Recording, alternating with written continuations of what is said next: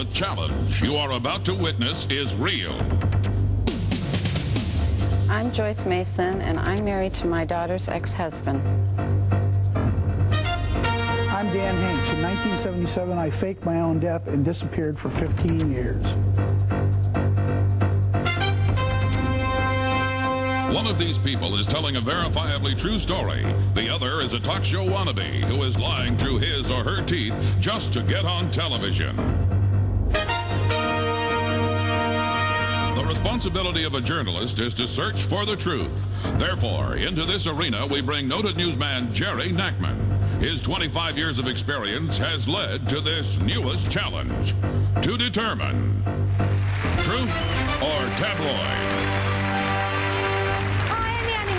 Welcome to Truth or Tabloid. And now please welcome the former editor of the New York Post, Mr. Jerry Nachman.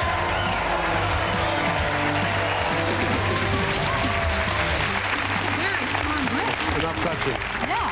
So how are you? I'm wonderful. Yo, good. Glad to hear that. Well, maybe I'm wonderful. We'll find out. You look terrific. Oh, you're nice to say that. This is a new thing. It's spandex and polyester. Oh, I love My it. favorite blend. So now, I'm supposed to remind you to ask me whether I know what's going on here. Okay, Jerry, do you know what's going on here? No, I don't. I haven't heard about these stories. I'm going to hear about them for the first time now, and I don't know who's for real and who's not. And me too. Okay. All right. And that's the truth. That's the truth. Okay. Okay, so you want to hear the first story? Jerry, please welcome Dan Hanks. In 1977, Dan was at a racetrack that burned to the ground. He was so dissatisfied with his life, he disappeared and was presumed dead.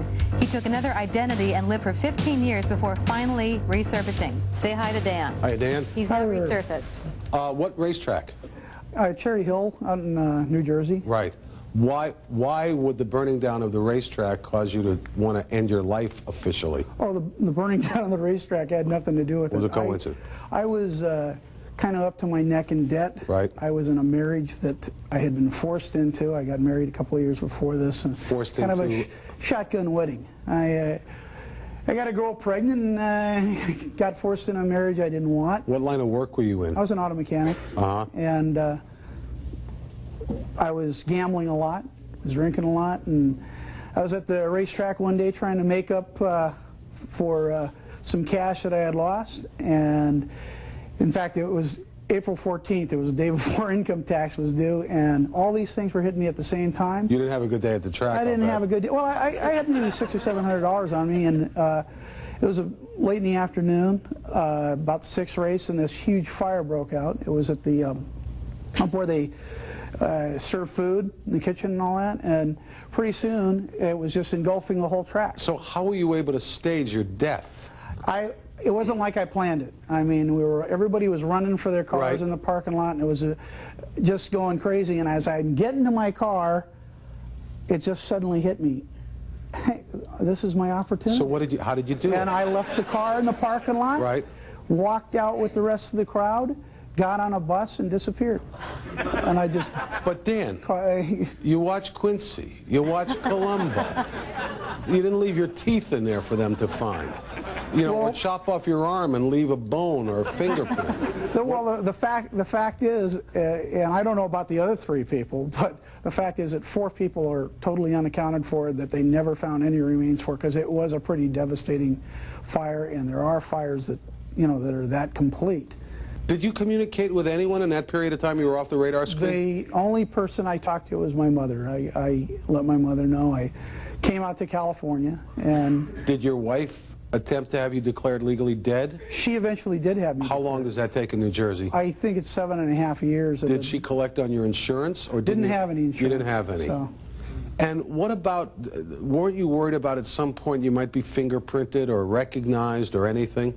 I was worried about that. What happened is when I came out to California, I was living up in Northern California by Berkeley, and there's this book that's put out by the Berkeley Press called The Paper Trip, How to Disappear in America. Right.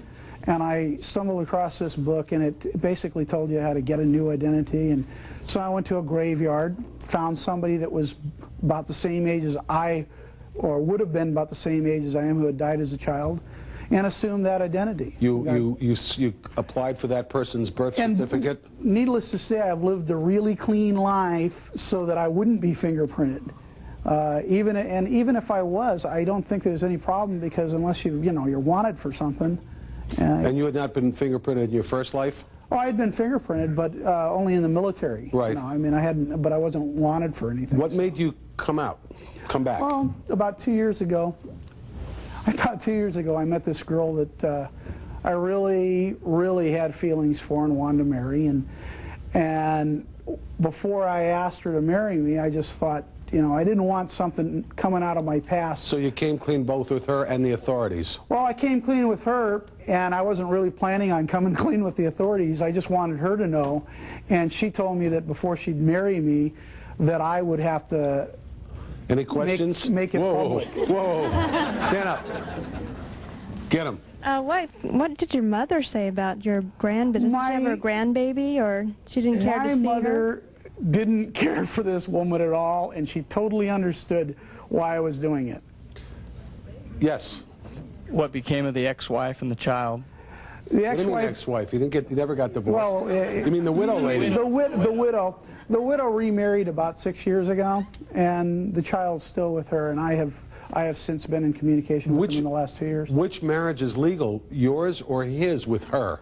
Well, his is legal now, but that was all straightened out through an arrangement that we had later on. Were you charged with any crimes? No. Or misdemeanors? No. Or anything like that?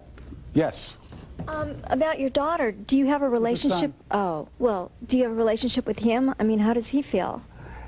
He wasn't real happy about it, the fact that I had abandoned him, but he's 16 years old now, and he understood.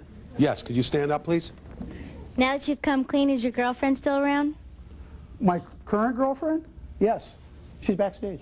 Really?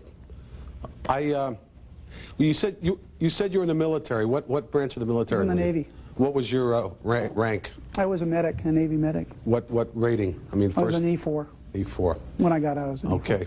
Well, I don't know. We're glad you're back. I'm not sure if I believe you ever left, but we're glad you're back. You tell quite a story. Andy. Okay, Jerry. Well, you've heard both stories, and you know what your job is. You got to figure out which is truth and which is tabloid. And while you're up making up your mind, we'll see how the audience feels, okay? I'll go that way. See ya. See ya. Now, don't eat my fruit. Okay, all right. Okay. All right, audience, now your vote is very, very important here. We're going to give our true story $500. Now, if our liar fools Jerry, we're going to give them $250, but if they fool Jerry and you, they'll get $500. So while we're gone, we're going to take a secret ballot in the audience. We'll find out how the audience felt, what Jerry decided, and who the liar is right after this.